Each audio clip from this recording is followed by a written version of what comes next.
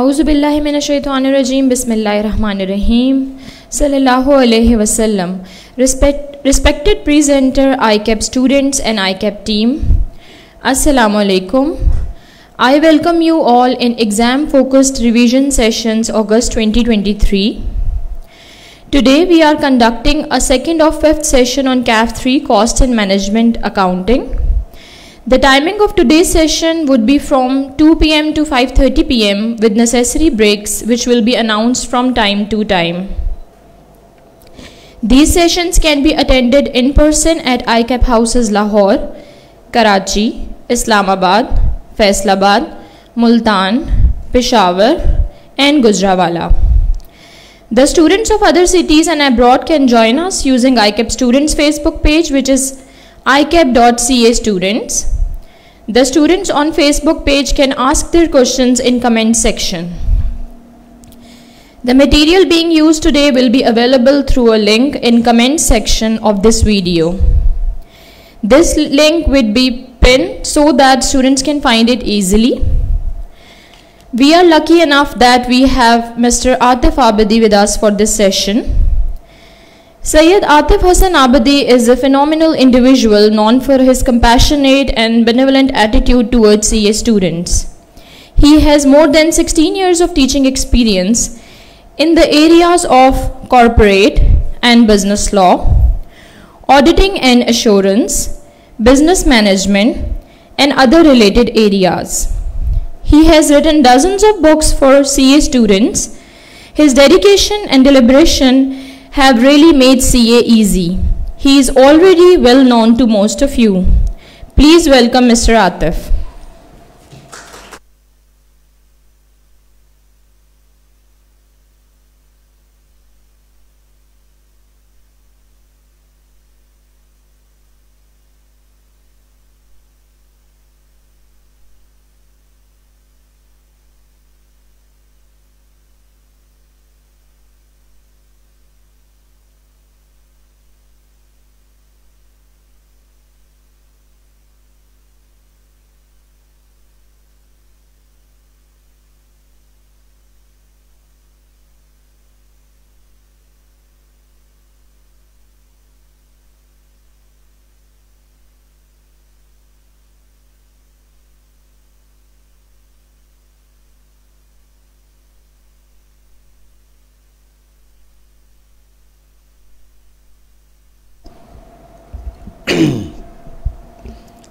अस्सलामु अलैकुम।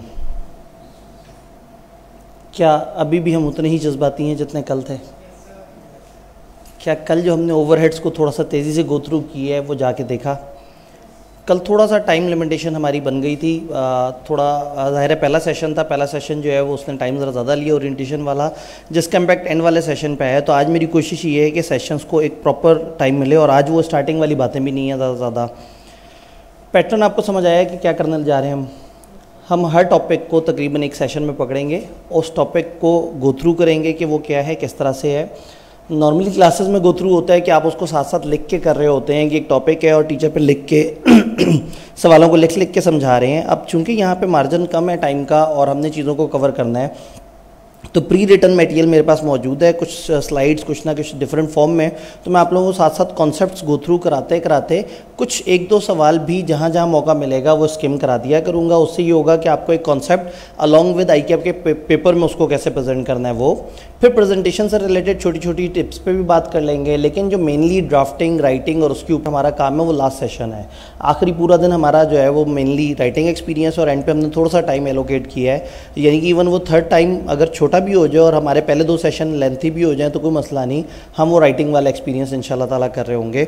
तो बगैर टाइम वेस्ट किए थोड़ा सा आगे चलते हैं। मार्जिनल एब्जॉर्प्शन कॉस्टिंग, मैं आपको याद करा दूं कि ये टॉपिक पहले उस जोन में है जो कि काउंट होता है 35 से 45 नंबर। उस जोन में ओवरहेड के बाद सेकंड सबसे अहम टॉपिक यही बन जाता है।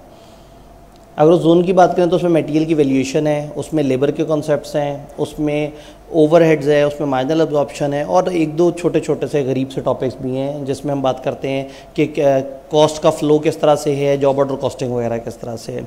तो मार्जिनल अब्जॉर्प्शन कॉस्टिंग जो है वो ओवरहेड के बाद सबसे ज़्यादा इंपॉर्टेंट बन जाता है। अब एग्जामिनर किसी भी टाइम पे अगर सोचेगा कि उसने पहले पोर्शन के साथ इंसाफ करना है तो मार्जिनल अब्जॉर्प्शन कॉस्टिंग के सवाल के बगैर ये चीज़ थोड़ी मुश्किल लग रही है। तो ये चाहे आपको टॉप 5 टॉपिक्स में नज़र आए या ना आए, जो कि ये बहरहाल नज़र आ ही जाता है किसी ना किसी तरीके से, तो भी आप इसको, अब पास्ट में इसकी इतनी इंपॉर्टेंस नहीं थी जितनी अब आ गई है। और मज़े की बात है कि ये ख़ास फॉर्मेट बेस्ड है, एक अप्रोच होती है, उस अप्रोच को अगर हम फॉलो कर रहे होते हैं तो ये बड़े अच्छे तरीके से हमें समझ आना शुरू हो जाता है। तो देखते हैं बेसिकली मार्जिनल अब्जॉर्प्शन है क्या। ये एक फिनोमेना है। ट्रेडिशनली कॉस्टिंग जिस तरह से हो रही है और नए ज़माने में डिसीजन मेकिंग के हिसाब से जब हम कॉस्टिंग की बात करते हैं तो हम चीज़ों को किस तरह से देखते हैं। हमने बात की कि एक मटेरियल की कॉस्ट होती है, एक लेबर की कॉस्ट होती है, एक ओवरहेड की कॉस्ट होती है। और ओवरहेड में हमने कहा दो तरह के ओवरहेड्स होते हैं, फिक्स्ड और वेरिएबल। कल की डायग्राम याद है? कल हमने कहा था कि मटेरियल का भी एक पर यूनिट रेट होता है, लेबर का भी पर यूनिट रेट होता है, वेरिएबल ओवरहेड का भी पर यूनिट रेट होता है। लेकिन फिक्स ओवरहेड में आके क्या मसला बनता था, उसका हमारे पास पर यूनिट कोई कैलकुलेशन नहीं होती थी। हमें नहीं पता होता था कि एक यूनिट पे फिक्स ओवरहेड कितने लगेंगे। तो फिर एक अंदाज़ा लगाते थे कि हमारे एक्सपेक्टेड फिक्स ओवरहेड्स कितने हैं डिवाइडेड बाय एक्सपेक्टेड ओवरहेड्स की एक्सपेक्टेड यूनिट्स या आर्स कितने हैं। तो एक अंदाज़न एक रेट आ जाता था हमारे पास, जो हमने कल कोशिश की निकालने की कि ये रेट है, इस रेट को हम अगर नंबर ऑफ़ यूनिट से मल्टीप्लाई करेंगे तो अंदाज़न हमें पता लग जाएगा कि कितना खर्चा हुआ। अब ऐसे में ये सारी कन्फ्यूजन्स जो है ना एब्जॉर्प्शन कॉस्टिंग के अंदर है, ये सारी की सारी कन्फ्यूजन्स। एब्जॉर्प्शन कॉस्टिंग जो है वो बेसिकली इस फिनोमेना के ऊपर काम करता है कि ये क्या है, किस तरह से चीज़ें लेके चलेंगे और क्या मामला होगा। मार्जिनल कॉस्टिंग ने एक डिफरेंट कॉन्सेप्ट दिया। मार्जिनल कॉस्टिंग ने कहा भाई आप एक काम करें, आप कंट्रीब्यूशन पे खेला करें। अब कंट्रीब्यूशन क्या चीज़ है? कंट्रीब्यूशन इज़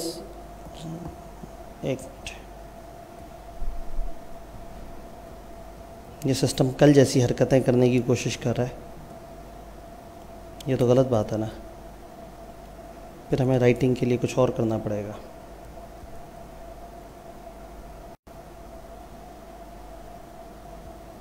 एंड फाइनली इसने वही हरकत कर दी है। आज हमारे पास इसकी बिल्कुल गुंजाइश नहीं है। इसको एक दफ़ा सबक सिखा दें। कल हमने फिर एक सुपर फास्ट तरीका कर लिया था, आज भी वो तरीका करते हैं।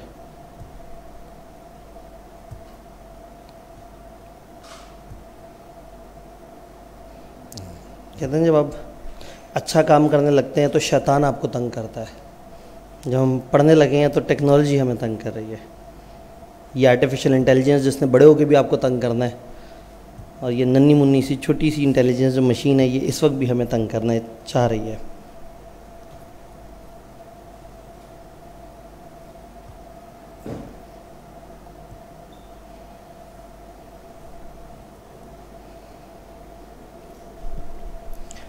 जी, तो हम बात कर रहे थे कि ये एब्जॉर्प्शन कॉस्टिंग जो है इसमें ये मसलो मसाइल आते हैं।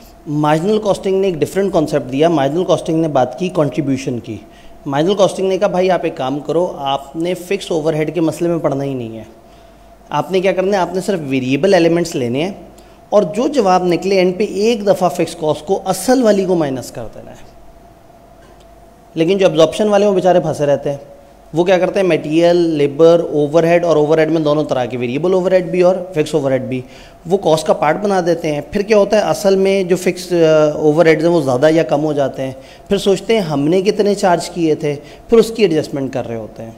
तो मैं इसमें थोड़ा सा आसान कॉन्सेप्ट से शुरू करूँगा, जिसमें मार्जिनल कॉस्टिंग में हम कहते हैं कि फिक्स एक्सपेंसेस वो टाइम पीरियड की कॉस्ट है, वो प्रोडक्ट की कॉस्ट नहीं है। हम पूरे टाइम पीरियड के एंड पे एक दफ़ा फिक्स कॉस्ट माइनस कर देते हैं। जबकि एब्जॉर्प्शन कॉस्टिंग में हम फिक्स कॉस्ट को प्रोडक्ट की कॉस्ट का हिस्सा बनाना चाहते हैं, उसको पर यूनिट पर डिवाइड कर देते हैं। ये कंट्रीब्यूशन बेसिकली मार्जिनल कॉस्टिंग में किस तरह से हम बात करते हैं। नॉर्मली आपको पता है कि cost plus profit is equal to sale, और अगर मैं मजीद इसे तोड़ूँ तो fix cost plus variable cost plus profit is equal to sale. तो ऐसे में अगर हम प्रॉफिट की फिगर पे आना चाहें तो सेल्स में से वेरिएबल कॉस्ट और फिक्स कॉस्ट माइनस कर देंगे तो प्रॉफिट पे आ जाएंगे। इन्होंने क्या किया, इन्होंने कहा भाई फिक्स कॉस्ट को अलग कर दो और कंट्रीब्यूशन को अलग कर दो। सेल्स माइनस वेरिएबल कॉस्ट है, कंट्रीब्यूशन, आपने कंट्रीब्यूशन की कैलकुलेशन पर यूनिट के हिसाब से कर लेनी है। जो फाइनल जवाब आपका निकले उसमें से आपने फिक्स कॉस्ट उठा के माइनस कर देनी है। तो इसमें सिंपली हम लोग फिक्स कॉस्ट के ओवरहेड रेट को इग्नोर कर देते हैं। मार्जिनल कॉस्टिंग की सबसे पहली बात ये है कि इसमें उस कैलकुलेशन में पढ़ना ही नहीं है कि फिक्स ओवरहेड पर यूनिट कितना है, और हम सिर्फ वेरिएबल के ऊपर खेलेंगे और फिक्स एंड पे ग्रैंड टोटल के तौर पे हम माइनस कर देंगे।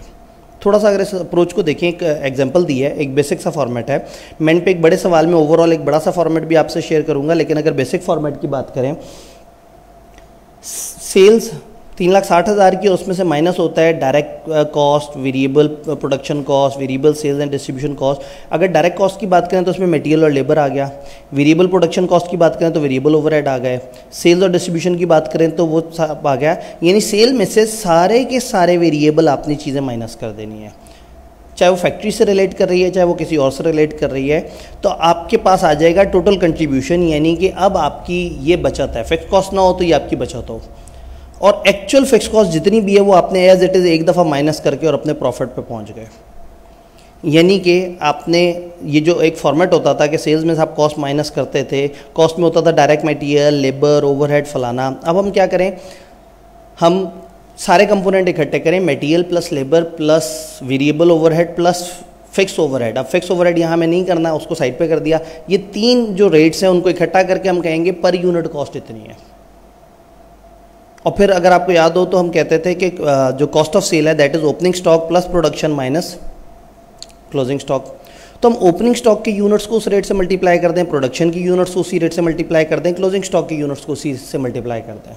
हाँ, अगर पिछले साल को और डिफरेंट रेट था तो ओपनिंग स्टॉक में हम वो यूज़ कर लें, लेकिन प्रोडक्शन और क्लोजिंग स्टॉक में वो रेट इस्तेमाल करें जो हमने निकाला है। थोड़ा सा इसको एलैबोरेट करते हैं एग्जाम्पल के थ्रू। एक जगह है सेलिंग प्राइस पर यूनिट 150 और वेरिएबल कॉस्ट है मटेरियल पर यूनिट 35, लेबर 25 और वेरिएबल ओवरहेड 10। इसका मतलब है कि कॉस्ट ऑफ प्रोडक्शन अगर मैं एक यूनिट की वेरिएबल वाली लेना चाहूँ, फिक्स को इस वक्त इग्नोर कर दें, तो 35 + 25 + 10 कितना है, 70।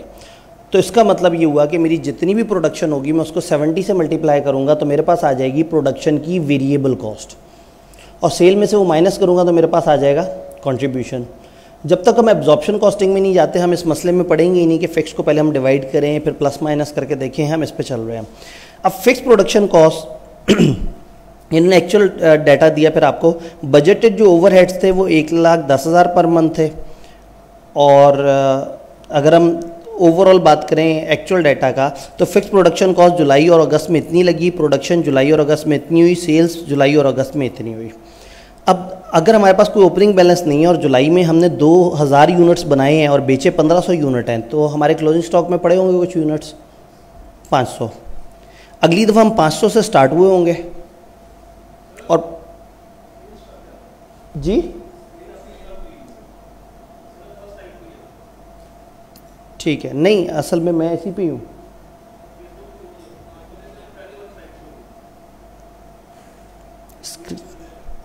स्क्रीन को देखूँ, योर स्क्रीन शेयरिंग की ऑप्शन तो आ रही है और वो दिखा भी यही रहा है। फेसबुक पे नहीं आ रही स्क्रीन, पहली स्लाइड आ रही है। देखिए पता करें, शायद यहाँ पे इंतज़ामिया ने बताया कि फ़ेसबुक पे सिर्फ पहली स्क्रीन शेयर हो रही है, हालांकि स्क्रीन शेयरिंग तो यहाँ पे ऑन है।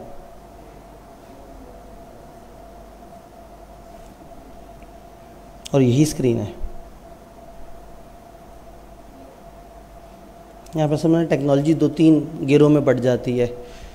इधर से यहाँ पे डिस्कनेक्ट करना होता है, इंटरनेट पे जाना होता है, इस माइक ने कहीं और जाना होता है, उस माइक ने कहीं और जाना होता है, और इस सारे में सिस्टम कहता है कि मेरे साथ आप क्या कर रहे हैं, ये प्रेजेंटेशन मैंने आपको दिखानी है, ये मैंने इस स्क्रीन पे दिखानी है, या वो वाले भाइयों को दिखानी है। ठीक है जी, अभी ऑनलाइन में हमारे पास ग्लिच आया है, फ़िज़िकल में ग्लिच नहीं है, इसलिए फ़िज़िकल क्लासें बहुत इंपॉर्टेंट होती हैं। ऑनलाइन में जो है ना वो आप परेशान रहते हैं, लेकिन इस टाइम पे जो है ना वो आप लोगों ने उस तादाद में आने का मुजाहिरा ही नहीं किया। मतलब ये हम कहते हैं ना हॉल भरा हुआ होता है, मैं कहता अरे भाई ऑनलाइन कौन से 20-25 लोग होंगे ना, फिज़िकल वालों को फोकस करते हैं, पता लगेगा फिज़िकल 20-25 लोग होंगे, ऑनलाइन 150 लोग होंगे, तो वो फिर जो है ऑनलाइन वालों ने अपनी स्ट्रेंथ शो कर दी है, फिज़िकल वाले जो है ना अपनी स्ट्रेंथ शो नहीं कर सके। कंटिन्यू करने की कोशिश करते हैं। इसका एक टोटका होता है, मैं बगैर पूछे उनसे करने लगा हूँ। एक दफ़ा आप स्क्रीन को अनशेयर करते हैं फिर से शेयर कर देते हैं।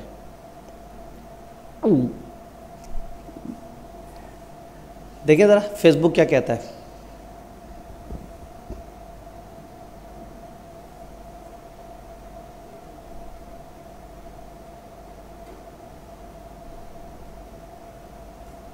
नहीं नहीं जी,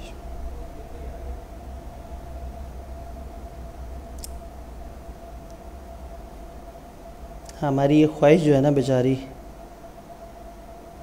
कॉस्ट को टाइम में कवर करने की। जी अब हो गया। वहाँ से शेयरिंग का इशू आ रहा था या यहाँ से कोई प्रॉब्लम है? ठीक है।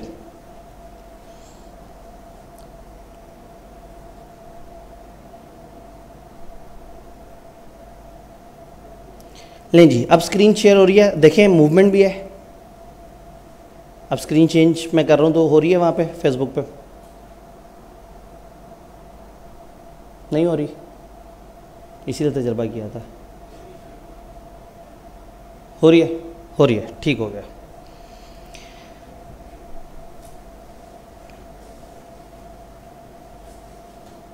नहीं जी, एक बहुत ही तेज़ी सा रिकैप दे देता हूँ। बातें सुन सबने ली थी, सिर्फ स्क्रीन एक दफ़ा देख लेते हैं।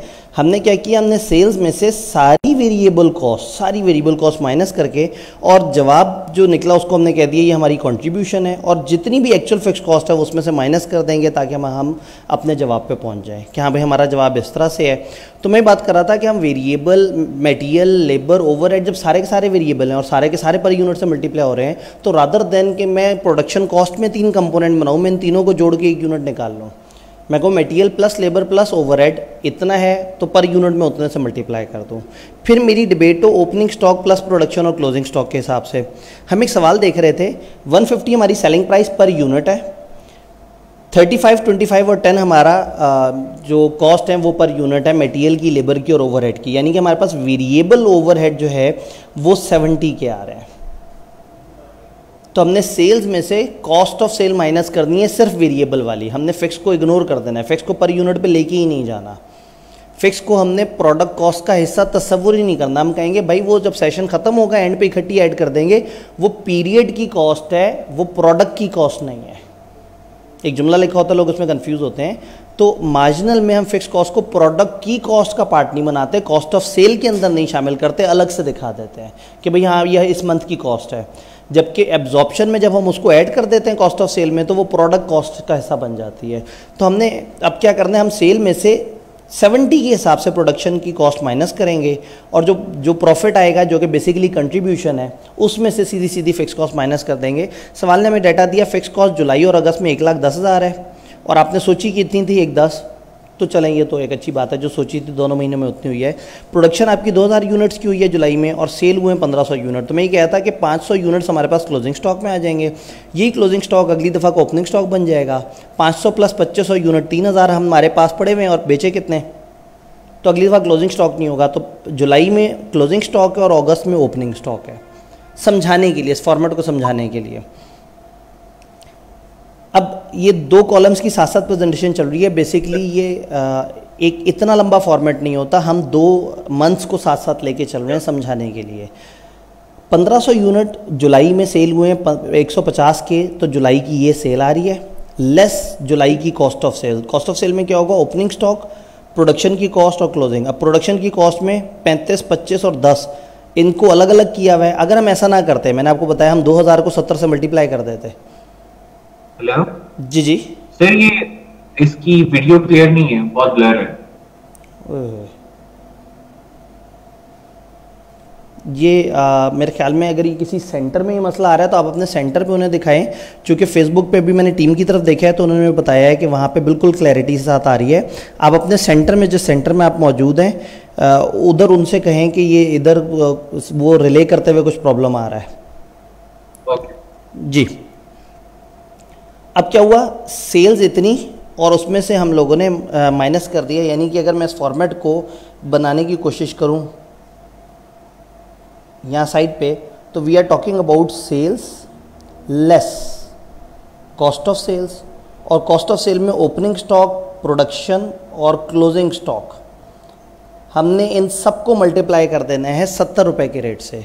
ओपनिंग स्टॉक हमारे पास है कोई नहीं, प्रोडक्शन हमारे पास 2000 यूनिट्स की हुई 70 रुपये के हिसाब से, और क्लोजिंग स्टॉक हमारे पास पड़ा हुआ है 500 यूनिट, हमने भी अंदाज़ा लगाया था 70 के हिसाब से। तो ये सेल्स, ये कॉस्ट ऑफ सेल उन्होंने तोड़ के बताई है, लेकिन अगर ये एक लाइन आइटम भी बना देते तो भी काम चल जाता। और इसी तरह से ये क्लोजिंग स्टॉक जब ये माइनस होता है तो हमारे पास जवाब आ जाता है 120,000, हमारी कंट्रीब्यूशन 120,000 आ जाती है। यानी अगर मैं इसको वो करना चाहूँ तो 225,000 यहाँ पे था, और उसमें से वो सारा कुछ माइनस हुआ 140,000, और क्लोजिंग 35, यानी आपको पता है opening plus closing, opening plus production minus closing, इस तरह से करके, यानी हमारे पास 105 हमारी कॉस्ट है, जो 225 से माइनस हुई तो हमारे पास कंट्रीब्यूशन आ गई 120 की। इसमें से फिर एज इट इज़ हमने 1,10,000 की फिक्स कॉस्ट माइनस कर दी और हम 10,000 के प्रॉफिट पे आ गए। तो सेल में से कॉस्ट ऑफ सेल माइनस की है। कॉस्ट ऑफ सेल क्या है? Opening stock plus production minus closing stock, और इन तीनों के जितने भी यूनिट्स हैं उनको हमने मार्जिनल के रेट से, यानी कि वेरिएबल सारी कॉस्टों के रेट से मल्टीप्लाई कर दिया, और फिक्स को एंड पे एक दफ़ा 1,10 करके एंड पे से माइनस कर लिया। इसी चीज़ को ज़रा रिपीट करते हैं इस पे देखने के लिए अगले महीने में, तो थोड़ा सा और क्लैरिटी आ जाएगी। नेक्स्ट मंथ में क्या हुआ? 3,000 यूनिट सेल हुए, 150 के हिसाब से इतनी सेल। फिर ओपनिंग स्टॉक वही था जो लास्ट टाइम क्लोजिंग स्टॉक था। प्रोडक्शन की कॉस्ट जो है वो 70 रुपये के हिसाब से 2500 यूनिट मल्टीप्लाई हुए 175,000। कंट्रीब्यूशन आ गई 240,000, 110 हमने फिक्स कॉस्ट माइनस की और हमारे पास आ गया प्रॉफिट 130,000। तो जुलाई में हमारे पास प्रॉफिट है 10,000 और अगस्त में हमारे पास प्रॉफिट है 1,30,000। फॉर्मेट समझाने के लिए, तो फॉर्मेट बड़ा सीधा सीधा सा, sales less variable cost of sales, minus करने के बाद जो भी फिक्स कॉस्ट है एक दफ़ा माइनस कर देनी है। अच्छा, ये तो है फैक्ट्री के अंदर। अगर एडमिन ओवरहेड्स भी सवाल में दिए हुए हों तो आपने सेल में से पहले सारे वेरिएबल माइनस कर देने हैं, कंट्रीब्यूशन पे पहुंच जाएं, फिर सारे फिक्स माइनस कर दें। आइडियली आप इसको थोड़ा बहुत ऊपर नीचे भी कर दें तो चल जाएगा, क्योंकि मकसद ये है कि बस फिक्स्ड और वेरिएबल को मर्ज नहीं करना, तो अलग अलग दिखाना है। अगर वो कहते हैं कि हमारे पास एडमिन सेलिंग है, उसमें से 4 लाख वेरिएबल हैं और 6 लाख फिक्स हैं, तो वेरिएबल को आपने अलग से दिखाना है और फिक्स को अलग से दिखाना है। बस मकसद ये है कि आपने उसको तोड़ के दिखाना है मार्जिनल कॉस्टिंग में। एक छोटी सी एग्जांपल यहाँ पे प्रैक्टिस के लिए कि सेलिंग प्राइस जो है, अब अगेन वही बात है कि वक्त कम है तो हम इसको दिखाएंगे। सेलिंग प्राइस 100 रुपये है, मटेरियल लेबर और ये ओवरहेड मिला के 70 के हैं, तो मैंने कहा 100 सेलिंग प्राइस है और हमारी production cost, variable production cost है 70, फिक्स कॉस्ट हर साल 1,000 रुपये की होती है।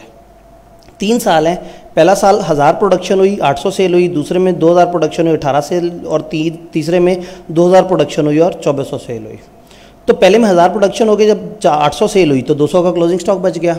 अगली बार 200 का क्लोजिंग स्टॉक ऐड हुआ और 2000 की प्रोडक्शन 2200, 1800 माइनस हुआ 400, और नेक्स्ट ईयर 400 ओपनिंग स्टॉक में गया, 2000 में ऐड हुआ और 2400 सेल हो गया। तो लास्ट ईयर में हमारे पास क्लोजिंग स्टॉक कोई नहीं बचा, लेकिन जो है वो ओपनिंग स्टॉक हमारे पास 400 का आ गया और क्लोजिंग स्टॉक कोई नहीं है। अब इसी चीज़ को सामने अपने शॉर्ट फॉर्मेट पे प्रेजेंट करने की कोशिश की है। सेल 100 रुपये की है, जितने भी सेल्स के यूनिट हैं 800, 1800 और 2400, उसको मल्टीप्लाई कर दिया, सेल्स आ गई। ये तीनों ईयर्स दिए हुए हैं। Less cost of sale, opening stock पहले ईयर में कोई नहीं था। प्रोडक्शन कॉस्ट, प्रोडक्शन कितनी हुई है 1000 यूनिट की, और प्रोडक्शन की कॉस्ट क्या है वेरिएबल 70, तो 70,000 की प्रोडक्शन कॉस्ट, और क्लोजिंग स्टॉक 200 यूनिट था, 70 से मल्टीप्लाई किया 14,000 माइनस, तो कंट्रीब्यूशन आपके पास आ गई 24,000 की, sale minus cost of sales. इसमें से 1,000 की फिक्स कॉस्ट माइनस की, हम 23,000 के प्रॉफिट पे पहुंच गए। नेक्स्ट ईयर क्या हुआ? सेल उसी तरह से है, ये क्लोजिंग इस जगह पे ओपनिंग चला गया, देख रहे यहाँ से ओपनिंग चला गया। प्रोडक्शन के अंदर कॉस्ट आ गई, प्रोडक्शन की यूनिट्स कितने हैं जी इस दफ़ा 2000 यूनिट्स को 70 से मल्टीप्लाई किया 1,40,000 कॉस्ट आ गई, और क्लोजिंग स्टॉक को भी 70 से मल्टीप्लाई किया तो ये कॉस्ट आ गई। तो इसी तरह से फॉर्मेट फिर नेक्स्ट तीसरे ईयर में भी इसी तरह से हो रहा है। तीसरे में क्लोजिंग स्टॉक नहीं है, पहले वाले में ओपनिंग स्टॉक नहीं था। तो year by year, month by month, period by period आप इस तरह से चलते रहते हैं कि क्लोजिंग स्टॉक उठा के अगली दफ़ा ओपनिंग स्टॉक में डाल देते हैं। तो ये एक ओवरऑल फॉर्मेट है मार्जिनल का।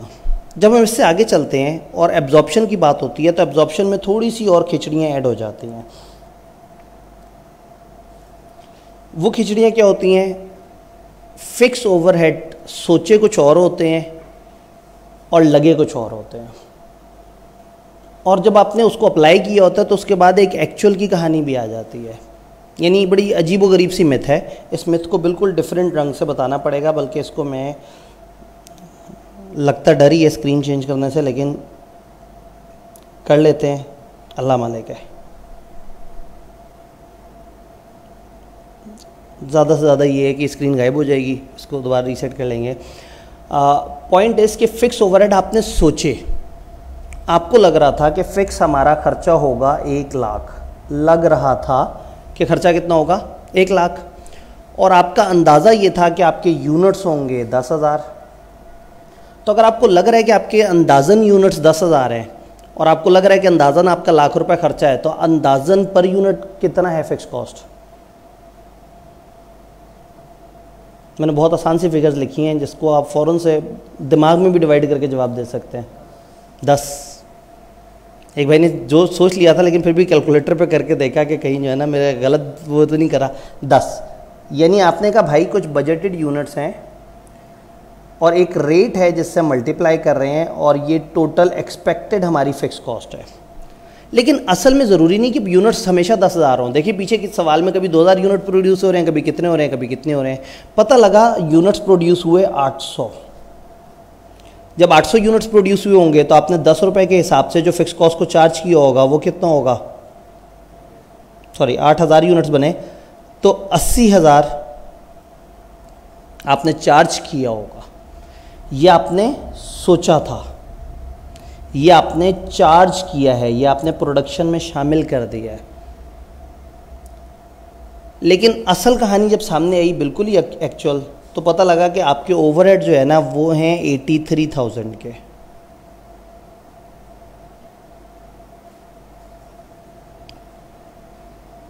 तो अगर मैं बात करूं तो इसको मैं budgeted unit into budgeted rate कह सकता हूं। हमने सोचा था 10,000 यूनिट, हमने सोचा था 10 रुपये पर यूनिट, तो हमारी बजटेड फिक्स कॉस्ट थी 1 लाख। लेकिन जो एक्चुअल यूनिट्स हमारे थे वो 8,000 थे। अब हमने रेट क्या सोचा हुआ है, हमने ये उठा के इस पर लगा दिया। इसको कहते हैं अप्लाइड। हमने जितनी प्रोडक्शन है उस पर फिक्स ओवरहेड अप्लाई कर दिए, उस पर एब्जॉर्ब करा दिए। लेकिन एब्जॉर्ब कराने के बाद ये तो हमें पता है कि जब यूनिट्स ही कम बने हैं तो फिक्स कॉस्ट उतनी तो नहीं होगी जितनी थी, तो हमने कह दिया फिक्स कॉस्ट अंदाज़न इतनी होनी चाहिए। लेकिन असल में पता लगा कि वो भाई साहब इतने, इसका मतलब है हमने 3,000 रुपये कम चार्ज कराए हैं। तो यहाँ एक प्रॉब्लम आ जाता है फिक्स ओवरहेड में। फिक्स ओवरहेड में आप एक रेट लेके प्रोडक्शन कॉस्ट से मल्टीप्लाई तो कर देते हैं, लेकिन फिर बाद में सोचते हैं कि असल फिक्स कॉस्ट उससे ज़्यादा निकली या कम निकली, और फिर आपको एंड पे एक एडजस्टमेंट करनी पड़ती है अंडर या ओवर एब्जॉर्ब की। इस चीज़ को ज़रा आप स्क्रीन पे समझने की कोशिश करते हैं। हम बात करें बजटेड फिक्स ओवरहेड, अंदाजे से निकलता है बजटेड फिक्स कॉस्ट को बजटेड किसी भी बेस से, कल हमने देखा था आर्स यूनिट्स वगैरह मल्टीपल वो किया, हमारे पास बजटेड आ गया। अप्लाइड या एब्जॉर्ब ओवरहेड का क्या मतलब है, एक्चुअल प्रोडक्शन पकड़ी और आपने वो जो अंदाज़ा रेट निकाला हुआ था वो अप्लाई कर दिया। मैंने एग्जाम्पल लिया कि यहाँ 10,000 यूनिट थे, लाख रुपये का खर्चा, 9,500 यूनिट असल में बने, 10 रुपये के हिसाब से 9500 का खर्चा आपको लगा कि मुझे चार्ज करना चाहिए। लेकिन असल जब ओवरहेड सामने आए तो पता लगा वो 98,000 के थे, तो 3,000 का डिफरेंस आ गया। तो कभी डिफरेंस ज़्यादा होगा, कभी डिफरेंस कम होगा, हमें इसकी एडजस्टमेंट करनी पड़ेगी। ज़रा फॉर्मेट की तरफ आते हैं। एब्जॉर्प्शन कॉस्टिंग में सवाल वही पकड़ा है, डाटा वही पकड़ा है, ताकि दोनों का फ़र्क आपको समझ आ जाए। IKIP की किताब में एक एग्जाम्पल के थ्रू बड़ा कम्प्रीहेंसिवली इन्होंने समझाया था, तो मैंने उसके स्नैप्स उठाए हैं ताकि जो है वो हम बीच में देख सकें। वही सेलिंग प्राइस, वही वेरिएबल कॉस्ट, लेकिन इस दफ़ा फिक्स ओवरहेड पर यूनिट का एक अंदाज़ा भी दिया हुआ है। वो कैसे दिया हुआ है, उन्होंने कहा जी 1,10,000 हमने सोचा हुआ है, 2,200 यूनिट्स हमने सोचे हुए हैं कि होंगे, तो 50 रुपये पर यूनिट हमें लगता है कि होंगे। तो इस दफ़ा मेरी प्रोडक्शन कॉस्ट में सिर्फ 70 नहीं आएगा, ये 50 भी ऐड हो जाएगा। डाटा वही है, प्रोडक्शन के उतने यूनिट, सेल के उतने यूनिट, ओपनिंग क्लोजिंग स्टॉक के उतने यूनिट। अब फॉर्मेट में अगर आप देखें तो ओपनिंग इन्वेंट्री 0 है, प्रोडक्शन कॉस्ट में 35, 25 और 10 की कॉस्ट तो है ही है, साथ में ये 50 की कॉस्ट भी है, और ये इन्होंने 1 लाख रुपए उसको एब्जॉर्ब करा दिया। क्लोजिंग इन्वेंट्री माइनस करके आपकी कॉस्ट ऑफ सेल ये आ गई, यानी कि 25,000 की अगर हमारी सेल थी और उसमें से हम प्रोडक्शन और ये क्लोजिंग स्टॉक को माइनस करें तो हम यहाँ पे अराइव होते हैं। कंट्रीब्यूशन आ गई, कंट्रीब्यूशन में से फिर आपने फिक्स कॉस्ट तो माइनस नहीं करना क्योंकि अब ये वो कंट्रीब्यूशन नहीं है, अब सेल में से आपने सारी कॉस्ट माइनस कर दी है, तो इसको कंट्रीब्यूशन कहने के बजाय मुझे कह देना चाहिए profit, but before adjustment of under या ओवर एब्जॉर्ब।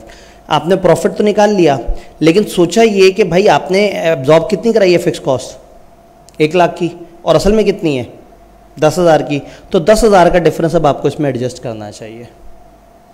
अगले ईयर पे जाएं तो सारा कुछ उसी तरह से है, और अगली दफ़ा की एडजस्टमेंट पिछली एडजस्टमेंट से थोड़ी सी फ़र्क है। इसको उसी तरह के फॉर्मेट एग्जांपल पे समझते हैं जिस तरह से हमने अभी पहले देखा था। वही सेलिंग प्राइस 100, वही 40, 10, 70 इस तरह से। और इस दफ़ा हमने क्या किया, हमने फिक्स कॉस्ट जो हमने सोची हुई थी 1000 की, उसको हमने डिवाइड करके देख लिया कि वो पर यूनिट पे हमारी कितनी बन जाती है। तो जब हम उसको पर यूनिट पे डिवाइड करें, हमारे नॉर्मली जो हमारे 3 ईयर्स में अलग अलग प्रोडक्शन है, हम एक औसत प्रोडक्शन ले लें, या सवाल हमें बता देता है कि आपका ऑपरेटिंग लेवल ये है, तो सवाल अगर हमें कहते हैं ना ये आप इस लेवल पे ऑपरेट कर रहे हैं, तो हम उसी को समझते हैं कि यही हमारे यूनिट्स होंगे। मैंने यहाँ एक अजम्पशन ली एवरेज की, और मेरे पास 0.6 रुपीज़ आ गया फिक्स्ड कॉस्ट। तो अब मेरी फिक्स कॉस्ट 0.6 से मल्टीप्लाई होकर 70.6 जो है वो हमारी टोटल कॉस्ट बन जाएगी, जिसमें 70 रुपये वेरिएबल के हैं और 0.6। तो अब क्या होगा, सेल में से उसी तरह से ओपनिंग प्लस प्रोडक्शन क्लोजिंग है, लेकिन इस दफ़ा प्रोडक्शन 70,000 नहीं है, 70,600 है। इसमें फिक्स कॉस्ट ऑलरेडी शामिल हुई हुई है। सारा कुछ करने के बाद हम इस प्रॉफिट पे आ गए, लेकिन अब हमने सोचना ये है कि 0.6 मल्टीप्लाई हुआ होगा, प्रोडक्शन की यूनिट्स कितने 1000, 0.6 1000 से मल्टीप्लाई होगा तो हमने कितना खर्चा डाला होगा फिक्स कॉस्ट की मद में 600। और इस डाटा में आपको याद है एक्चुअल फिक्स कॉस्ट कितनी थी हमारी, 1000 की थी पर ईयर। तो 1000 असल कॉस्ट थी, लेकिन हमने सिस्टम को कितनी चार्ज कराई 600। तो मुझे 400 और कॉस्ट चार्ज करा दूं ताकि मेरा प्रॉफिट सही से मैयर हो जाए। तो मैंने क्या किया, मैंने 400 और माइनस कर दिया। मैंने कहा भाई ये भी माइनस होना चाहिए, और अब मैं अब सही वाले प्रॉफिट पे पहुंचूंगा कि हाँ अब प्रॉफिट हमारा इतना बनता है। सेकेंड ईयर में सेल उसी तरह से है, प्रोडक्शन की कॉस्ट वहाँ 14,000 आई थी, यहाँ वहाँ 1,40,000 आई थी, यहाँ 1200 ऊपर आ रही है। ये 1200 ऊपर क्यों आ रही है भला, 0.6 मल्टीप्लाई हुआ है 2000 यूनिट से। ये सारा कुछ करने के बाद एंड पे मुझे अंदाज़ा हुआ कि 1000 फिक्स कॉस्ट थी, मैंने 200 इजाफी चार्ज कर दी है, तो मेरा प्रॉफिट तो कम हो गया होगा, तो मैं 200 से अपने प्रॉफिट को दोबारा बढ़ा दूं और मैं यहाँ पे पहुँच जाऊँ। तो हम इस तरह की एडजस्टमेंट एब्जॉर्प्शन में कर रहे होते हैं। तो एब्जॉर्प्शन और मार्जिनल में तकरीबन सामने सामने अगर रख के देखें तो इसी तरह से डिफरेंस आता है। थोड़ी सी कंपैरेटिव एक स्टेटमेंट में बात कर लेते हैं। अगर यही दोनों पिक्चर मैं आपके सामने रखूं, लेफ्ट पे मार्जिनल चल रहा है, राइट पे एब्जॉर्प्शन चल रहा है। मार्जिनल में आपने सेल में से कॉस्ट वेरिएबल माइनस की और एंड पे फिक्स कॉस्ट एक दफ़ा माइनस कर दी। इसी जुलाई में यहाँ देखें तो सेल में से आपने वेरिएबल कॉस्ट भी माइनस की, फिक्स कॉस्ट भी माइनस की, और एंड पे सिर्फ वो 10,000 की ओवर अंडर एब्जॉर्प्शन की एडजस्टमेंट की। अगस्त में भी सारा कुछ उसी तरह से है और इधर भी सारा कुछ उसी तरह से है। तो इसको आमने सामने रखें तो ये कंपैरिजन आसान होता है। बाद में किसी भी टाइम पे इस वीडियो में इन दोनों फॉर्मेट को सामने रखेंगे तो आपको दोनों की क्लैरिटी होगी। इसका मतलब ये है कि अगर आपको दोनों फॉर्मेट्स पता हो, और इसमें भी इन्होंने तोड़ा हुआ है, हम तो इस तरह से भी नहीं तोड़ते, समझाने के लिए इन्होंने तोड़ा हुआ है, तो हम अपने फॉर्मेट में तो उसको और शॉर्ट कर लेते हैं। ये भाई कुछ कहना चाह रहे हैं, ठीक है, यानी आप कह रहे हैं कि विजिबिलिटी का मसला है। असल में इस वक्त ओवरऑल फॉर्मेट दिखाना, मैं आगे चल के ज़रा थोड़ा सा कुछ और चीज़ों में करता हूँ, क्योंकि इस वक्त ये जो टेक्नोलॉजी है ना, ये भी इस स्क्रीन को ज़रूरत से ज़्यादा अगर टच करें तो ये जो है ना वो कह रही है कि मेरे साथ आपने इतने सिस्टम कनेक्ट किए हुए हैं तो मैं नहीं चलती। अब एक प्रॉब्लम है, ये मार्जिनल में हमारा प्रॉफिट कितना आया है 10,000, और एब्जॉर्प्शन में हमारा प्रॉफिट, अब आपको यहाँ नीचे नज़र नहीं आ रहा यहाँ की स्क्रीन की वजह से, 35,000 है। अगस्त में 1,30,000 है और दूसरी तरफ 1,05,000 है। प्रॉब्लम यहाँ पे आ रहा है, एब्जॉर्प्शन कॉस्टिंग में 35,000 का प्रॉफिट आ रहा है, मार्जिनल में 10,000 का प्रॉफिट आ रहा है। अगस्त में एब्जॉर्प्शन में कुछ और प्रॉफिट आ रहा है। अच्छा, मज़े की बात है 2 मंथ्स का इकट्ठा प्रॉफिट देखूँ, इसका मतलब है कि अल्टीमेटली आप मार्जिनल इस्तेमाल करो या एब्जॉर्प्शन इस्तेमाल करो, आप by the end of all the times आप बराबर जगह पे खड़े होते हैं।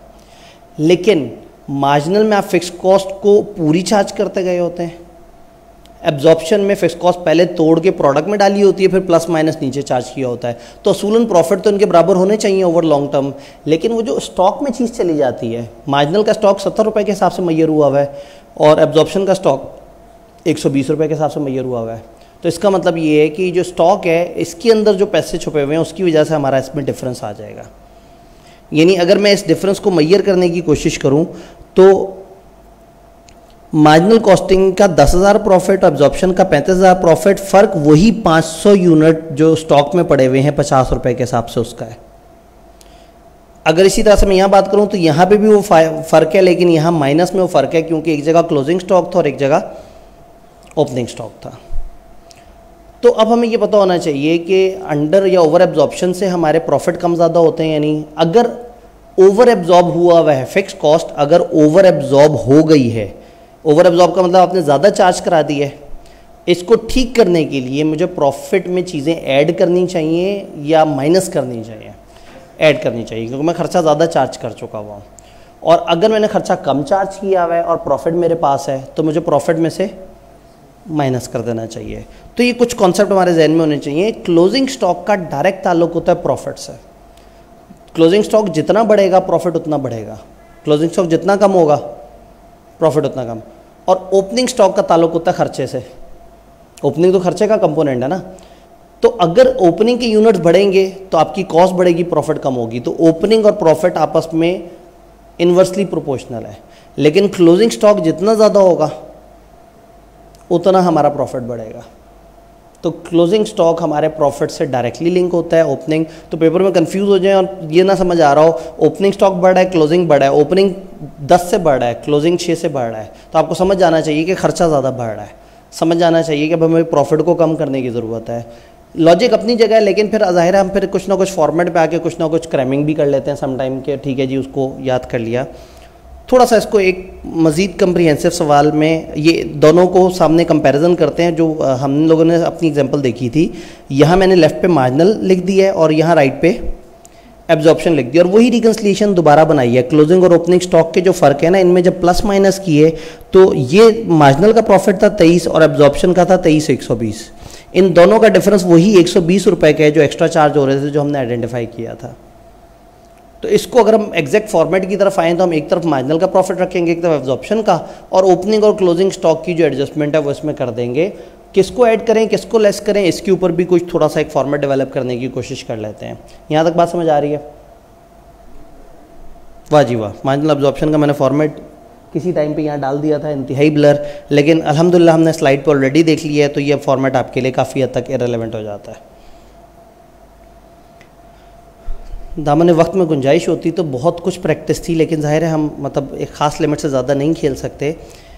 एक सवाल क्विक से स्टैट्स आपके सामने है। 200 सेलिंग प्राइस है, 130 हमारी मार्जिनल कॉस्ट है, नॉर्मली यूनिट हमारे 2000 होते हैं, फ़िक्स कॉस्ट नॉर्मली 50,000 होती है। तो हमने अंदाज़न एक रेट लगा लिया कि जो अंदाज़न फ़िक्स कॉस्ट है वो पर यूनिट जो है वो 25 रुपीज़ के आसपास आ रही होगी।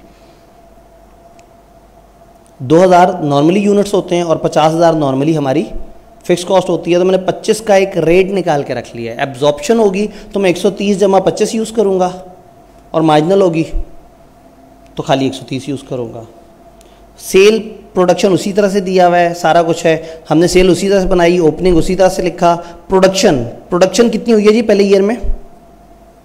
2500। 2500 किससे मल्टीप्लाई होना चाहिए? 130 से। और इसी तरह से अगर मैं एब्जॉर्प्शन में बात करूं तो 2500 किससे मल्टीप्लाई होना चाहिए? 130 प्लस तो 155 से मल्टीप्लाई होना चाहिए। तो जब आप यहाँ मल्टीप्लिकेशन करेंगे तो आप इस जवाब पे पहुँचेंगे 000 के हिसाब से। यहाँ मल्टीप्लिकेशन करेंगे तो 000 के हिसाब से राउंड किया हुआ आप यहाँ पे पहुँचेंगे। तो इस वाली शीट को आप देखेंगे ना तो आपको ओवरऑल समझ आ जाएगा कि चीज़ें मार्जिनल में कैसे प्लेस हो रही हैं और एब्जॉर्प्शन में। एक बड़ा मज़े का सवाल होता है और दुआ करनी चाहिए पेपर में कि वो आपको डाटा दें और आपसे कि मार्जिनल एब्जॉर्प्शन सामने शो करें और फिर उनके प्रॉफिट्स को रिकनसाइल करें। एक आध अजीब सी बात वो कर देंगे, उसके अलावा इस सवाल में नॉर्मली अजीब सी बातें ज़्यादा नहीं होती। तो आपको एक आध अजीब सी बात नहीं समझ आई तो 1-2 नंबर आपके मिस हो जाएंगे। लेकिन अगर आपने फॉर्मेट बना दिया, चीज़ें डाल दी, उनको रिकनसाइल कर दिया, अच्छा अगर आपसे गलती मार्जिनल में हुई है तो वही गलती शायद एब्जॉर्प्शन में भी आप करें। जब दोनों जगह गलती करेंगे तो दोनों जगह गलती से प्रॉफिट में उतना ही कहीं डिफरेंस आ जाएगा असल जवाब से। लेकिन जब आप अपने ही गलत प्रॉफिट को अपने ही गलत प्रॉफिट से रिकनसाइल करने बैठेंगे तो वो रिकनसाइल हो जाएगा। वही 2000 की गलती आपने उधर की होगी, वो 2000 की गलती इधर की होगी, तो रिकन्सिलिएशन बनाते हुए भी आपको बिल्कुल नहीं फील होगा कि आपने कुछ गलत किया है। फील एग्जामिनर को होगा और वो एक दफ़ा होगा, बार बार फील नहीं होगा। वो शुरू में आपकी वो वाली वर्किंग के उतने 1-2 नंबर काट लेगा, लेकिन आगे जहाँ जहाँ आप स्टेप्स में चीज़ें, तो ऐसे सवाल जिसमें डाटा फेंकना होता है, सामने स्क्रीन पर सजाना होता है, वो हमें हमेशा अच्छे नंबर बिला वजह दे देता है। तो ये सारा कुछ करने के बाद ना, अब वो मैं उस रिकन्सिलिएशन की प्रैक्टिस अगर करना चाहूँ, 90, 76 और 104 इधर प्रॉफिट और इधर ये 3 प्रॉफिट है। हमने एक तरफ एक प्रॉफिट रखा, दूसरी तरफ दूसरा प्रॉफिट रखा, और फिर देख लिया कि अच्छा जी मार्जिनल कॉस्टिंग का प्रॉफिट क्लोजिंग स्टॉक से मजीद ऐड हो जाएगा। क्लोजिंग स्टॉक से प्रॉफिट बढ़ता है और ओपनिंग स्टॉक से प्रॉफिट कम होता है। तो आपने 90 में ये ऐड किया, आप इस प्रॉफिट पे पहुंच गए। आपने 76 में क्लोजिंग का ऐड किया और ओपनिंग का जो डिफरेंस था वो लेस किया। ये डिफरेंस कैसे आ रहा है? 25 रुपए का रेट मल्टीप्लाई हो रहा है नंबर ऑफ यूनिट्स के साथ। तो आप यहाँ पे ये चीज़ें लिख रहे हैं और आपने इस जवाब पे पहुँच गए, तो ये एक इस तरह की रिकन्सिलिएशन से बन जाती है। आइडियली इसकी सपोर्ट में आपको एक वर्किंग छोटी सी बना लेनी चाहिए कि ओपनिंग क्लोजिंग स्टॉक कितने हैं। आपको कुछ और चीज़ों को देख लेना चाहिए। मैं ज़रा एक अंदाज़ा लगा लूँ कि कहाँ से नीचे स्क्रीन आपको तकलीफ देगी। यहाँ से नीचे तो आपको नहीं पता मेरी वर्किंग में नीचे क्या चल रहा है, लेकिन बहरहाल नीचे एक एक्चुअल और जो अप्लाइड ओवरहेड है वो लिखे हुए हैं कि एक्चुअल में कितने थे, अप्लाइड कितने थे, और डिफरेंस को हमने ओवर या अंडर एब्जॉर्ब बताया हुआ है। मैं एक सवाल में उसका एक फॉर्मूला बता दूंगा। अभी मेरी कोशिश है कि लॉजिक समझ आए। क्या हमें लॉजिक समझ आ रही है? अगर लॉजिक समझ आ रही है तो उसके बाद जो है वो एक जगह पे आके जो आपकी पसंदीदा ख्वाहिश होती है जी हमें फॉर्मेट का रट्टा लगवा दिया जाए, तो वो भी कर लेंगे कि हमने ओपनिंग के साथ हमेशा क्या करना है, क्लोजिंग के साथ हमेशा क्या करना है, अंडर ओवर एब्जॉर्प्शन हमेशा कैसे निकालना है, और चीज़ें सीधी सीधी कैसे जाएंगी। फ़ायदा क्या है जी मार्जिनल कॉस्टिंग का? अब बीच में थ्योरी अचानक से कभी भी आई के मूड में आ जाए, 4 नंबर का एक पार्ट थ्योरी का दे देता है। जहाँ जहाँ थ्योरी आएगी हम जल्दी जल्दी से डिस्कस करेंगे, और लास्ट डे पे मैं आपको एंड पे फिर एक हैंडआउट दे रहा हूँ इंशाल्लाह ताला, उसी ग्रुप में, उसी उसमें व्हाट्सअप ग्रुप वगैरह में और गूगल ड्राइव में, जिसमें सारे टॉपिक्स की सारी थ्योरी एक जगह कंसोलिडेट होगी। वो अगर उसको स्लाइड्स पे आगे पीछे करके प्रिंट करें तो तकरीबन 10-12 सफ़ों के अंदर आपकी सारी थ्योरी एक जगह इकट्ठी होगी। तो कभी भी रिवाइज़ करना हो तो तेज़ी से उसको रिवाइज़ किया जा सकता है कि आईकेप कभी भी सवाल पूछ लेता है। आई बिलीव कि आप खुद से लिख सकते हैं, लेकिन वो लोग जिनको क्रैम करने की आदत होती है उनके लिए फिर सारा डाटा एक जगह इकट्ठा हो जाएगा। मार्जिनल के फ़ायदे क्या हैं भाई? इसमें फिक्स ओवरहेड बहुत आसान है, मेरे लिए बड़ी आसान बात है। मेरा दिल करता है कॉस्ट के सारे टॉपिक सिर्फ मार्जिनल कॉस्टिंग की बेस पे हो, फिक्स ओवरहेड में तो अजियत ही अजियत है। तो मार्जिनल में फिक्स ओवरहेड को नहीं, ओवर अंडर एब्जॉर्प्शन को नहीं देखना पड़ता, और डिसीजन मेकिंग वालों को यूज़फुल इंफॉर्मेशन मिलती है कंट्रीब्यूशन के हवाले से। दूसरी तरफ हम बात करें तो मार्जिनल कॉस्ट वो जो डिसएडवांटेज हैं उसमें इन्वेंट्री को सही वैल्यू नहीं मिलती, आपने इन्वेंट्री पे फिक्स कॉस्ट चार्ज ही नहीं कराई, और इसी तरह से कंट्रीब्यूशन पर यूनिट तो आप मेजर कर सकते हैं, लेकिन आपको असल में कितना प्रॉफिट हुआ है वो नहीं समझ आएगा इससे, क्योंकि आपने असल वाले जो फिक्स कॉस्ट है उसको प्रोडक्ट का हिस्सा बनाया नहीं, तो आपकी डिसीजन मेकिंग थोड़ी सी गलत भी हो सकती है इस हवाले से। अगर मैं बात करूं एब्जॉर्प्शन का, तो एब्जॉर्प्शन के फ़ायदे ये हैं कि आप फिक्स ओवरहेड को बीच में शामिल कर रहे हैं। अंडर ओवर एब्जॉर्प्शन से करने से आपको ज़रा ज़्यादा बेहतर तरीके से हर दफ़ा जब आप काउंट करेंगे ना कि ओवर अंडर कितने हैं, तो आप सोचेंगे भाई ये क्या हो रहा है, मेरे फिक्स खर्च से बढ़ क्यों रहे हैं। आपको एक मार्जिन मिल जाएगा। अगर मार्जिनल में हर दफ़ा सीधे सीधे फिक्स कॉस्ट माइनस कर दें तो पता ही नहीं लगेगा हमने कहाँ लूज़ किया। लेकिन इसमें फ़ायदा ये होता है कि आपको पता लग जाता है कि व्हाट एरियाज़ हम लैग कर रहे हैं, हमारी फिक्स कॉस्ट इतनी होनी चाहिए थी जब हमारा अंदाज़ा है, क्यों नहीं हुई उतनी, उससे कम ज़्यादा क्यों हुई है, तो हम उसको फिर ट्रैक कर सकते हैं। डिसएडवांटेजेस यही हैं कि ज़रा ज़्यादा कम्प्लेक्स है, डिसीजन मेकिंग में उतनी मज़े की इन्फॉर्मेशन हमारे पास सामने नहीं आती, चूँकि फिक्स कॉस्ट के बखेड़ों में पड़े रहें तो कभी भी अच्छा डिसीजन ना हो सके, हर वक्त ही परेशान रहें। तो वो मतलब एक बिल्डिंग है, उस बिल्डिंग में आपको ऑर्डर मिलता है कि जी आपने 10 कुर्सियाँ बना के देनी है। आपको पता लगा 10 कुर्सियों को बनाने की कॉस्ट है 1 लाख रुपया, और उन्होंने कहा मैं आपको 1,10,000 दूंगा। अब 1 लाख क्यों कॉस्ट है? क्योंकि उस पर कुछ लकड़ी आएगी और कुछ लेबर काम करेगा, तो वेरिएबल कॉस्ट कितनी है 1 लाख, और वो आपको कितने पैसे दे रहे हैं 1,10,000। अब आप बैठ के सोचना शुरू हो जाएं कि भाई जिस बिल्डिंग में मेरे ऑलरेडी 15 प्रोजेक्ट चल रहे हैं वहाँ यहाँ 10 कुर्सियाँ रखी हुई होंगी, फिर गिनती गिनने शुरू कर दें 10 कुर्सियों ने कितनी जगह घेरी हुई होगी, फिर बिल्डिंग की कितनी जगह है, फिर किराया इन कुर्सियों पे कितना चार्ज करूँ, फिर बिजली कितनी चार्ज करूँ, फिर फलाना कितना चार्ज करूँ, पता लगेगा आप कहेंगे मेरी कुर्सियों की कॉस्ट है 1,13,000, तो मुझे अच्छा ऑर्डर नहीं मिला, मुझे ये नहीं लेना चाहिए। भाई वो फिक्स कॉस्ट तो आपकी लगनी ही लगनी थी, ये कुर्सियाँ ना भी पड़ी हुई होती तो लगनी थी। तो एब्जॉर्प्शन कॉस्टिंग ना कम्प्लेक्स करके आपकी डिसीजन मेकिंग ख़राब कर देती है। आप ट्रू कॉस्ट तो एलोकेट कर देते हैं, बिल्कुल सही बात है। 13,000 1,30,000 वो 1,13,000 की कुर्सी अगर उसकी कॉस्ट है तो जाहिर है आपने फिक्स कॉस्ट अपनी पूरी तो करनी है, लेकिन एक नए प्रोजेक्ट पे धक्के से अपनी ये सारी फिक्स कॉस्ट उस गरीब के ऊपर तो नहीं चार्ज कर देनी। तो मार्जिनल में डिसीजन ज़्यादा आसान होता है और अच्छा होता है। एब्जॉर्प्शन में डिसीजन जो है ना वो बहुत अच्छा नहीं ले पाते हम फिक्स कॉस्ट के बखेड़ों की वजह से। फिक्स ओवरहेड को हमेशा एलोकेट करना डिस्क्रिशन है, किस यूनिट पे डिवाइड करें, लेबर पे डिवाइड करें, आवर्स पे डिवाइड करें, फ्लोर एरिया पे डिवाइड करें, आप हमेशा ही फंसे रहते हैं। लें जी, पास पेपर का एक छोटा सा सवाल है, एक छोटी सी डिस्कशन के लिए सामने स्लाइटली मॉडिफाई करके, क्योंकि अभी हमने एक दो इन्फॉर्मेशन अभी ऐसी हैं जो टॉपिक्स अभी हमारे पास नहीं आए। एक्चुअल और बजटेड सेल 10,500 यूनिट थी, 2,000 पर यूनिट जो है वो हमारी सेलिंग प्राइस थी। स्टैंडर्ड कॉस्ट हमारे पास दी हुई है डायरेक्ट मटेरियल की 790, लेबर की 450, ओवरहेड अलग अलग दिए हुए हैं। फिक्स्ड और वेरिएबल का मिला के उन्होंने कह दिया 360 है। अब इसमें से फिक्स्ड और वेरिएबल हमने अलग अलग करने हैं, अभी कर लेते हैं लगे हाथों। बजटेड फिक्स ओवरहेड है 1650 और जो बजटेड यूनिट्स हैं वो आपके सवाल में दिए हुए हैं। तो जब आप इसको डिवाइड करते हैं तो आपके पास एक रेट आ जाता है 150 का, कि हम कह देते हैं कि 150 हमारे जो है वो हैं, जो प्रोडक्शन हमारी जो बजटेड थी वो 11,000 थी, और 11,000 को जब हमने 1650 के साथ डिवाइड किया तो हमें पता लग गया कि 150 पर यूनिट तो फिक्स कॉस्ट है। तो इस 360 में से 150 माइनस कर दें तो वेरिएबल कितना है 210। तो इसका मतलब है वेरिएबल मेरी जो प्रोडक्शन कॉस्ट होगी वो 1450 होगी, और कोई मेरे से फिक्स पूछेगा तो मैं इसमें 150 और ऐड कर दूंगा। बात समझ आ रही है?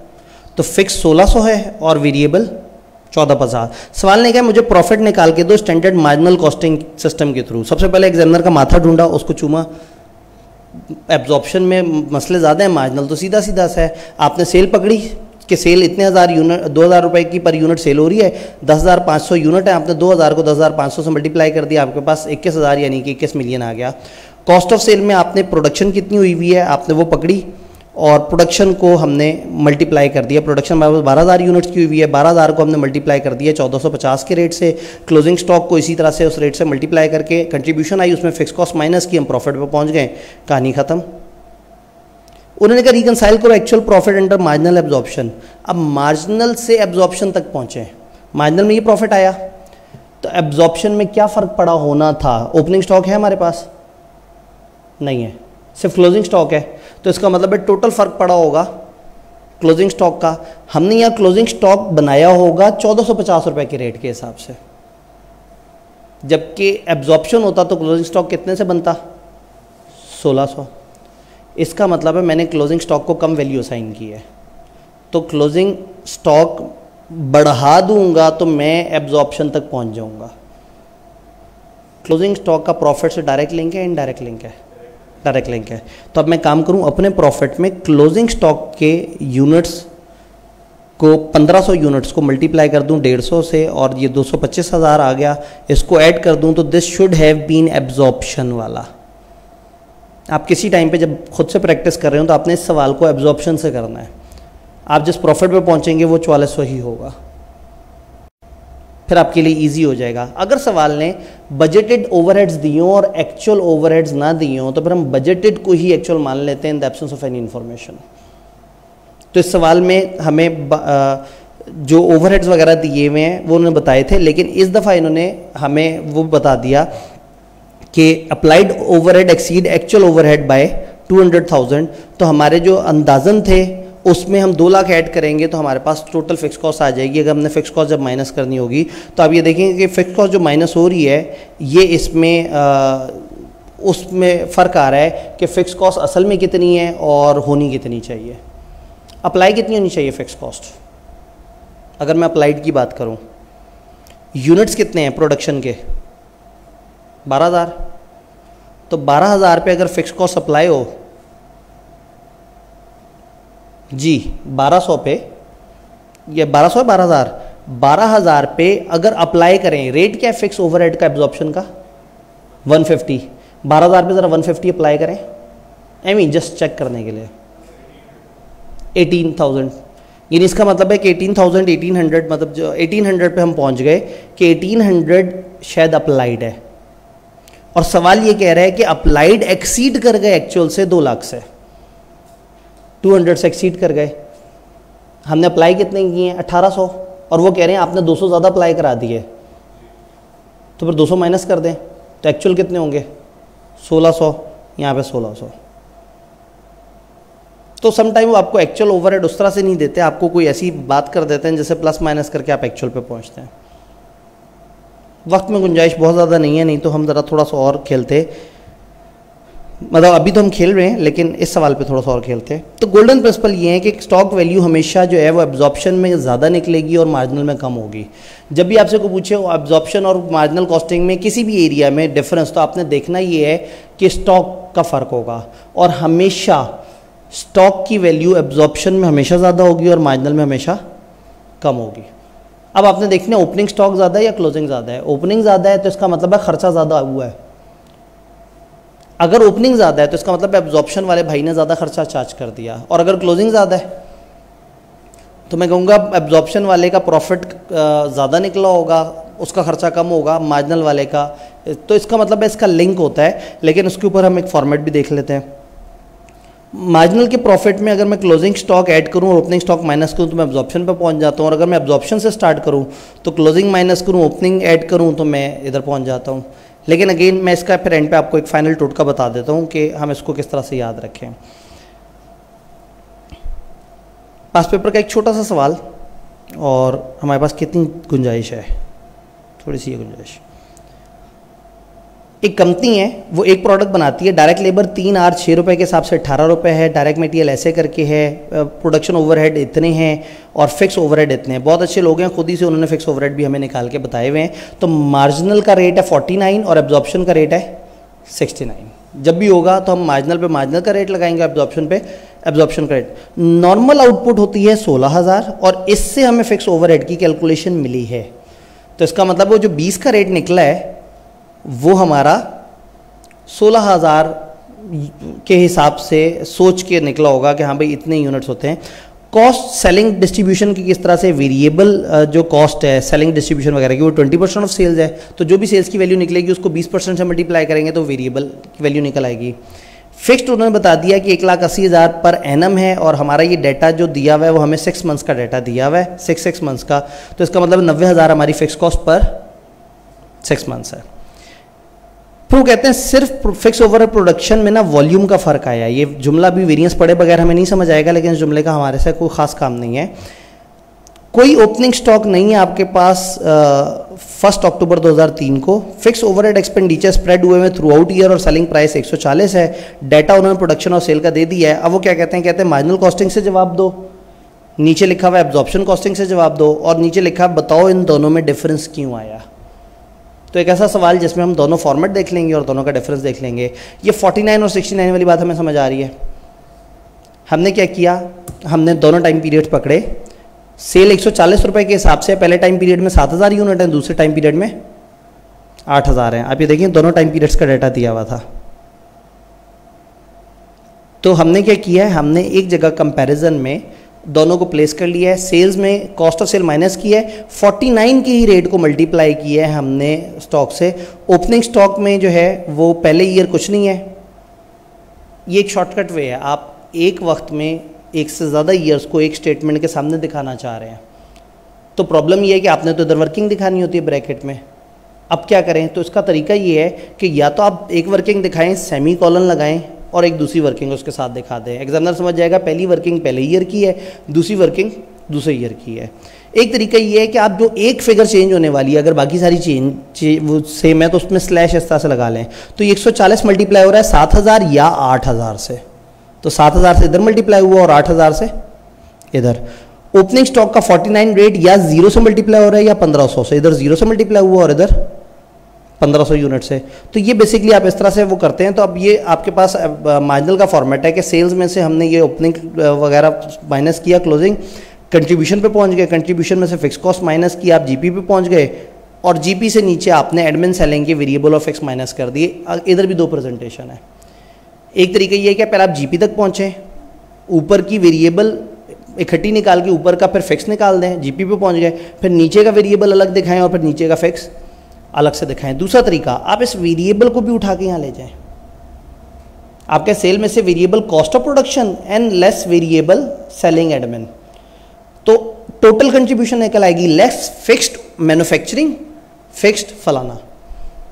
तो आप उस तरह से भी प्रेजेंट कर सकते हैं, मैं वो प्रेजेंटेशन भी आपको दिखाता हूँ। तो नेट प्रॉफिट में हम इधर आ गए और इस ईयर में हम यहाँ पे आ गए। बाकी सब कुछ उसी तरह से डाटा उठा उठा के हमने सजाते जाना है, चीज़ें कवर हो जाती हैं। एब्जॉर्प्शन पे आए, एब्जॉर्प्शन में sale less cost of sale उसी तरह से हो रही है, लेकिन इस दफ़ा 49 नहीं है, बड़ा रेट है।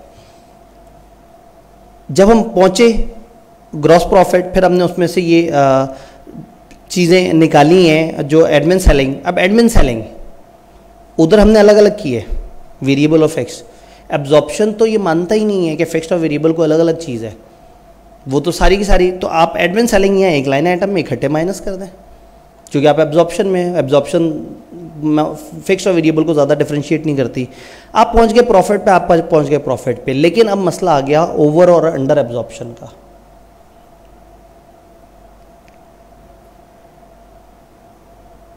सात 7,000 सेल्स की यूनिट हुए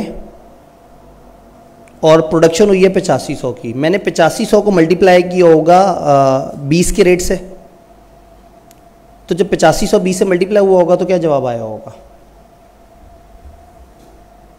यकीनन मैं बहुत मुश्किल बात नहीं पूछ रहा। 1700 इन्होंने कहा, तो फिर ये तो कह लें कि एक तरह से वो हो गया कि 8500 को जब 20 से मल्टीप्लाई करते हैं तो हमारी इतनी फिक्स कॉस्ट आनी चाहिए। असल में कितनी है?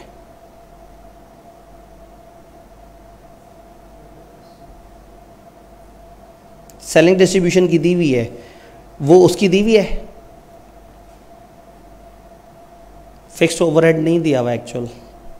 जब एक्चुअल नहीं दिया होता तो क्या करते हैं? बजटेड ले लेते हैं। बजटेड कितना था? 16,000 यूनिट पे 20 रुपए के रेट के हिसाब से। तो 16,000 को 20 से मल्टीप्लाई करें तो साल की आ जाएगी, लेकिन मुझे तो 6 महीने की चाहिए। तो एक काम करते हैं, 16 के बजाय 8,000 ले लेते हैं। 8,000 को 20 से मल्टीप्लाई करें, 1,60,000 होना चाहिए। और आपने कितना निकाला अभी? 170। तो 10 का डिफरेंस आ गया।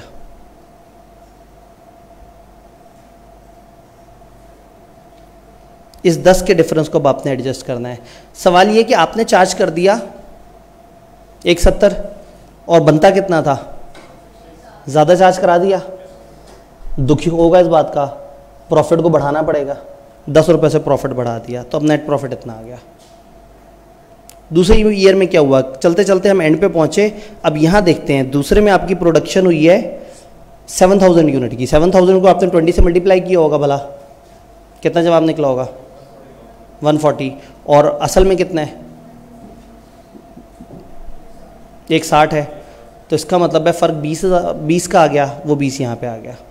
इस दफ़ा आपने कम चार्ज कराया है, आपने 140 चार्ज कराया जबकि 160 बनता था। तो इसका मतलब है कुछ और आपको एक्सपेंस इसमें चार्ज करना पड़ेगा। जब एक्सपेंस चार्ज करेंगे तो प्रॉफिट गिरेगा। ये प्रॉफिट इतना गिर गया। अभी हर दफ़ा हमने सोचना होता है, तो एक तरीका ये है कि हम हर दफ़ा ना सोचें, हम रट्टा लगा लें। हम एक दफ़ा रट्टा लगा लें कि एब्जॉर्ब और एक्चुअल में कौन बड़ा कौन छोटा होगा, तो नीचे क्या जवाब लिखना है। बल्कि एक फॉर्मेट ऐसा लिख लें जिसमें खुद ही से माइनस लिखा हुआ आ जाए, तो हमें दुख की ज़रूरत ना हो और सोचे ही ना कि ये अंडर था या ओवर था। तो उसके लिए मैं फिर आपको एक सवाल का फॉर्मेट दिखाता हूँ। ये लास्ट सवाल है इस सेशन का। हमने सेशन में सोचा था मार्जिनल एब्जॉर्प्शन के साथ हम ब्रेक इवन को हल्का सा स्टार्ट दे देंगे। वो हल्का सा स्टार्ट उस गरीब को नहीं मिल सका, कोई बात नहीं, उसको एक थोरो स्टार्ट बहरहाल मिल जाएगा, क्योंकि लास्ट सेशन मैंने लाइट रखा हुआ है, उसमें लेबर है। तो लेबर में से कुछ दकीके हम चुरा लेंगे और ब्रेक इवन को दे देंगे। ये पास पेपर का एक सवाल है। सेलिंग प्राइस 1600 है, डायरेक्ट मटेरियल 630 का है, लेबर 189 का है, प्रोडक्शन ओवरहेड 220 के हैं, और इस तरह से उन्होंने कुछ डाटा कुछ इन्फॉर्मेशन दी हुई है। ऐसी इन्फॉर्मेशन जैसी आपको नज़र आती है आप समझ जाते हैं कि 630, 189 और इस 220 में से कुछ जो है वो फिक्स्ड है और कुछ वेरिएबल है। तो अगर 40% फिक्स है तो 60% वेरिएबल है। तो मैं मार्जिनल के हिसाब से सिर्फ वेरिएबल ऐड करूं और एब्जॉर्प्शन के हिसाब से सारा का सारा ऐड कर दूं। इसी तरह से selling and distribution overhead 60% fix दिए हुए हैं, तो इसके भी 2 टुकड़े किए जा सकते हैं। कितना फिक्स है, इतना। डाटा बड़ा सिंपल है। 12,000 यूनिट्स प्रोड्यूस हुए, बहुत अच्छी बात है। ओपनिंग और क्लोजिंग स्टॉक भी दे दिए उन्होंने। ताकि आप opening plus closing plus production minus closing उसमें भी आपको बहुत ज़्यादा मसला ना हो। Fix overhead cost per unit normal capacity बता दी 15,000 यूनिट की, उस हिसाब से उन्होंने दिए हुए हैं। अगर एक्चुअल फिक्स कॉस्ट नहीं दिया हुआ तो मैं नॉर्मल कैपेसिटी को नॉर्मल रेट से मल्टीप्लाई करके फिक्स कॉस्ट तक पहुंच सकता हूं। फिर वो कहते हैं ओवरहेड जो है वो पिछले ईयर से 10% बढ़ चुके हुए हैं और रॉ मटेरियल और लेबर पिछले साल से 5% बढ़ चुकी है। ये इसलिए बताया कि इन्होंने ओपनिंग प्रोडक्शन क्लोजिंग स्टॉक तो बताया है, लेकिन प्रोडक्शन और क्लोजिंग स्टॉक पे तो लेटेस्ट रेट लगेगा। अगर ओपनिंग का डाटा पिछले साल का होता तो हम वहाँ से उठा के चार्ज करते। पिछला साल हमारे पास नहीं है, लेकिन पिछले ओपनिंग के यूनिट्स हमारे पास हैं, तो ओपनिंग के यूनिट्स को मुझे मल्टीप्लाई करना पड़ेगा पुराने ईयर के रेट से। पुराना ईयर 5% सस्ता था रॉ मटेरियल की मद में और लेबर की मद में, और 10% सस्ता था। इसका मतलब है जो सामने मेरे पास रेट आए हैं ये तो करंट ईयर के आए हैं, इसको मुझे डाउनग्रेड करना पड़ेगा, पिछले ईयर के हिसाब से एडजस्ट करना पड़ेगा। और फिर उन्होंने कहा आपने इन दोनों की रिकंसिलिएशन भी दे देनी है। अब थोड़ा सा ऐसे देखते हैं, वही बात है कि मैं कोशिश की है कि एक सफ़े पे सारा कुछ सजा लिया जाए और इधर वाले बंदों को जो प्रॉब्लम आए वो बस थोड़ा सा ही आए। इधर लेफ़्ट पे नीचे सिर्फ एक ओवरहेड फिक्स का जो ऐड हुआ हुआ है। मार्जिनल कॉस्टिंग के अंदर अगर हम देखें, ये भाई साहब को अगर ऊपर करने का मैंने कह दिया तो ये माइंड कर जाएंगे, ठीक है।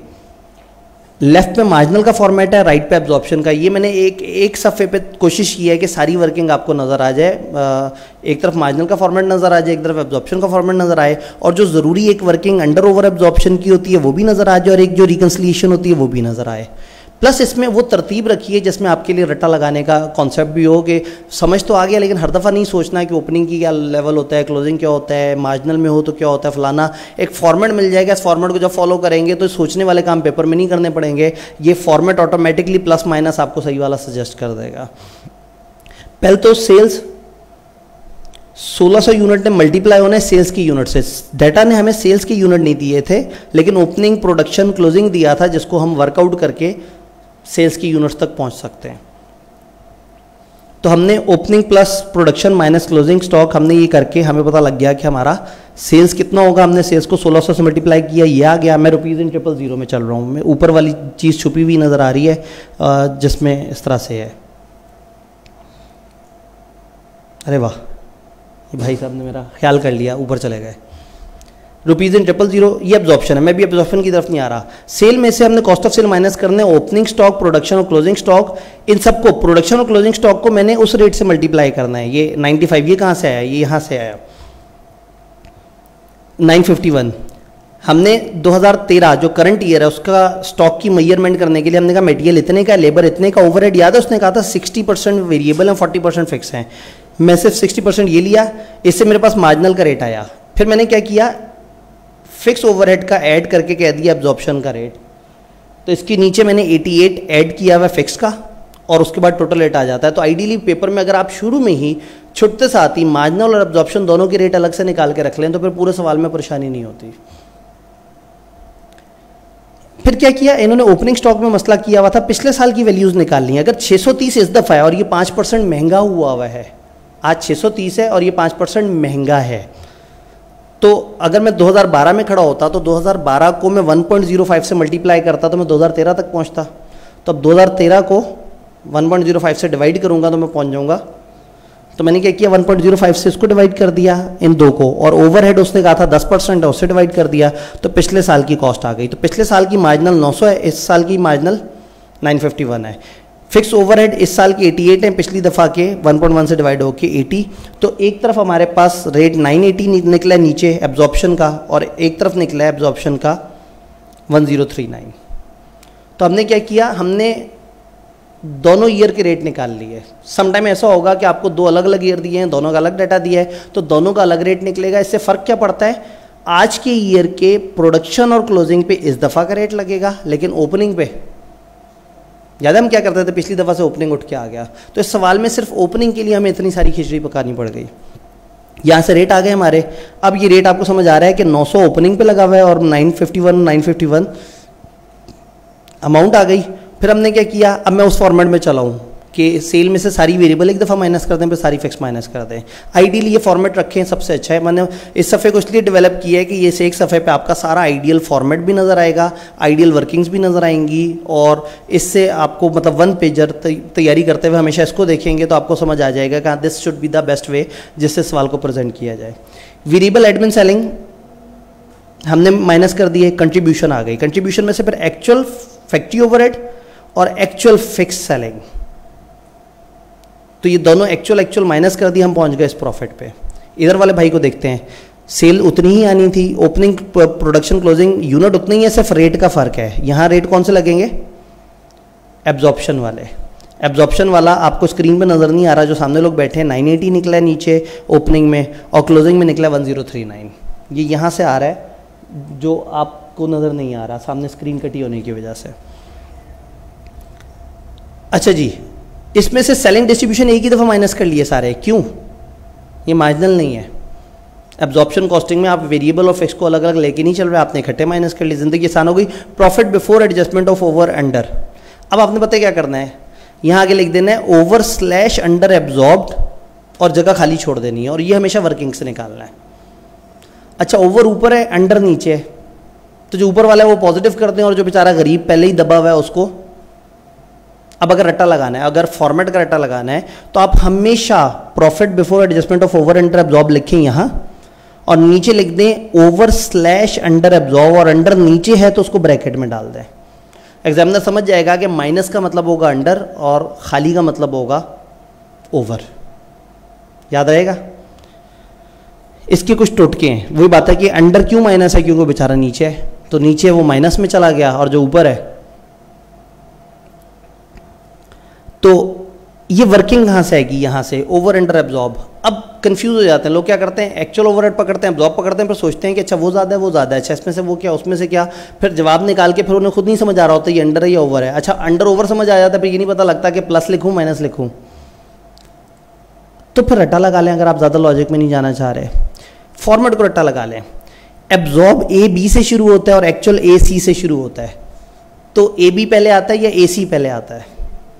ए बी, तो ऊपर लिख दें एब्जॉर्ब और नीचे लिख दें एक्चुअल। जो भी एब्जॉर्ब पे आया वो यहाँ लिख दें, जो भी एक्चुअल है वो उसमें से माइनस कर दें, जवाब निकलेगा ऑटोमेटिकली नेगेटिव पॉजिटिव जवाब कुछ ना कुछ आपको निकाल देगा। इधर वही जुमला लिख दें ओवर स्लैश अंडर एब्जॉर्ब, और अंडर वही गरीब नीचे है तो ब्रैकेट लगा दी, तो यहाँ जो अमाउंट निकली बस इस अमाउंट को एज इट इज़ उठा के यहाँ लिख दें। एग्जामिनर खुद ही सोचता रहेगा कि बच्चे ने बड़े ध्यान से लॉजिक सोची होगी, पहले एब्जॉर्ब रखा होगा, फिर एक्चुअल रखा होगा, फिर डिफरेंस निकाला होगा, फिर सोचा होगा अंडर है या ओवर है, फिर वो पीछे आया होगा और अंडर को ब्रैकेट लगाई होगी, फिर ऊपर गया होगा अंडर को ब्रैकेट लगाई होगी, वहाँ लिखा होगा, उसे बताएं ही ना कि मैंने चालाकी क्या की है, रट्टा लगा लिया। बात समझ आ रही है? एब्जॉर्प्शन पे यहाँ तक पहुँच के यहाँ लोग फंस जाते हैं और खामखा फिगर ऊपर नीचे कर देते हैं। यहाँ ओवर स्लैश अंडर एब्जॉर्ब लिखा और अंडर नीचे है तो उसे ब्रैकेट कर दिया। अब आपने ध्यान ही नहीं रखना प्लस क्या और माइनस क्या है, अंडर है या ओवर है, आपने बस फॉर्मेट में डाटा डाल देना है, पहले एब्जॉर्ब और बाद में एक्चुअल कर दिया। ये फिगर वहाँ लिख दी बगैर सोचे कि प्लस है या माइनस है, जो भी होगी जो लिखा हुआ है उस पर पूरी उतर रही होगी।